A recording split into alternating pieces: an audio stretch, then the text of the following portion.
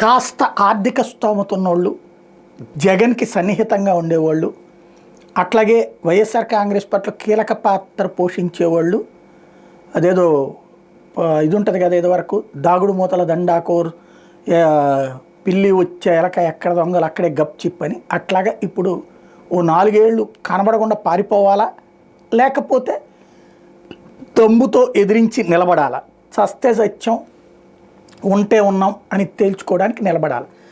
రాజకీయాల్లో ఉండాలంటే నిలబడాలా, కలబడాలా. రాజకీయాలు అక్కర్లేదు, మా బతుకు మేము బతుకుతాం అనుకుంటే ఏ రాష్ట్రానికో పారిపోయి దాక్కోవడం బెటర్.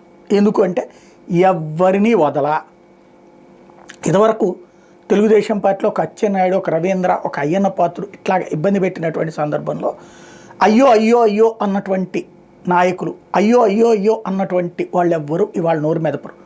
వాళ్ళు మేధావులు అంటే ఒకళ్ళు అరిచినప్పుడు మాత్రమే బాధపడతారు, మిగతా వాళ్ళు అరిచినప్పుడు బాధపడరు.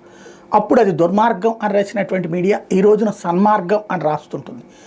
ఆ రోజున కేసులకి సంబంధించి రాసినటువంటి మీడియా అది అయ్యో తప్పు అని చెప్పి ఇవాళ రోజున కేసులు ఎందుకు పెట్టరు అని ప్రశ్నిస్తోంది.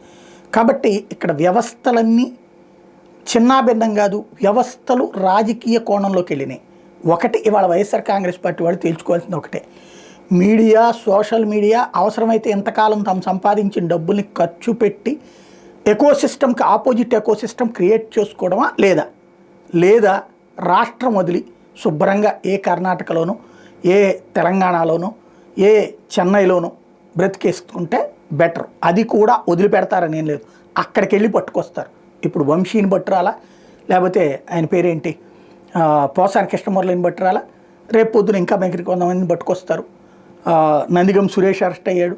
అట్లాగే ఇట్లాగా వరుసపెట్టి అరెస్టులు జరిగినాయి. కాబట్టి ఇక్కడ ఏమీ మొహమాటం ఏం లేదు, అరెస్టులు చేస్తారు. ప్రతి నెలలో ఒక 2-3 ప్రముఖులన్నా అరెస్ట్ చేస్తే ఆ నెలంతా ఆ చర్చ నడుస్తుంది. మిగతా అంశాలు ఏది సూపర్ 6, సూపర్ 7, సూపర్ 8, లేకపోతే ప్రజలకు సంబంధించిన ధరలు పెరిగినాయా, లేకపోతే కష్టమా నష్టం, ఈ చర్చ పక్కకి వెళ్ళిపోతుంది. భావోద్వేగభరితమైనటువంటి అంశం ముందున ప్రాథమిక సమస్యలు పక్కకి వెళ్ళిపోతాయి అన్నటువంటి చరిత్ర నేర్పిన సత్యం. ఆ ఫార్ములానే ఇక్కడ అమలు చేస్తున్నారు. పాకిస్తాన్లో ఇంతకాలం పాటు ఇన్ని 70 ఏళ్లగా అభివృద్ధి అనేది చచ్చిందా? ఏమీ లేదు. కానీ ఎట్ట బతికేస్తున్నారు వాళ్ళు? ప్రభుత్వాలు మారినా ఏం మారినా కూడా భావోద్వేగాలే. అదే సందర్భంలో పెత్తనం, సైన్యం పెత్తనం, ఐఎస్ఐ పెత్తనం ఇట్లాగుంటుంది. అదే పరిస్థితి ఇక్కడ ఉండబోతోంది. కాబట్టి ఇక్కడ పెత్తనం ఉన్నోడిదే రాజ్యం. ఈ పెత్తనం చెయ్యాలనుకున్నటువంటి సిచ్యుయేషన్లో ఒకటి, రాజకీయాల్లో నిలబడాలి అంటే ఇప్పుడు ఫర్ ఎగ్జాంపుల్ ఇప్పుడు పోసాని కృష్ణమురళిది ఇదివరకటి రోజుల్లో అయితే కనుక ఇట్లా అరెస్ట్ జరిగితే మొత్తం రోడ్లెక్కి ధర్నాలు ఇవి జరిగేది. ఇప్పుడు ఎవరికైనా చేసే దమ్ముందా? చేస్తే వేసేస్తారు లోపల. ఇదివరకటి రోజుల్లో జైలుకి వెళ్తే ఏం చేస్తారు చూద్దాం పదండి అని చెప్పి పోయేవాళ్ళు ఉన్నారు. ఇప్పుడు అట్లాగుందా వైఎస్ఆర్ కాంగ్రెస్ పార్టీలో? లేదు. కార్యకర్త కాస్త యాక్టివ్ అవుతున్నప్పుడల్లా ఓ దెబ్బ చాచి కొడుతున్నారనమాట. జగన్ మొన్న 2 రోజులు వచ్చాడు, జనం రావడం బిగినైంది అంటే జనంలో భయం పోయింది. దెన్ భయపడాలి అంటే మళ్ళీ ఒకటి పాత కేసులో నుంచి ఒక అరెస్ట్, రేపు మాపో మిథున్ రెడ్డిని వీళ్ళని అరెస్ట్ చేయాలన్నటువంటి ఆలోచన.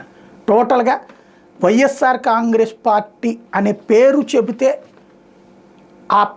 అందులో మేము వైసీపీనే అని చెబితే వనకాలి అన్న రూట్లో తీసుకెళ్తున్నారు. కాబట్టి ఇక చావోరేవో తేల్చుకోవడానికైతే రాజకీయాల్లో ఉండాలి ఆ పార్టీ నాయకులు. లేదు అనుకుంటే కనుక పార్టీని వదిలేసి వేరే రాష్ట్రాలకు వెళ్ళిపోవడం కరెక్ట్.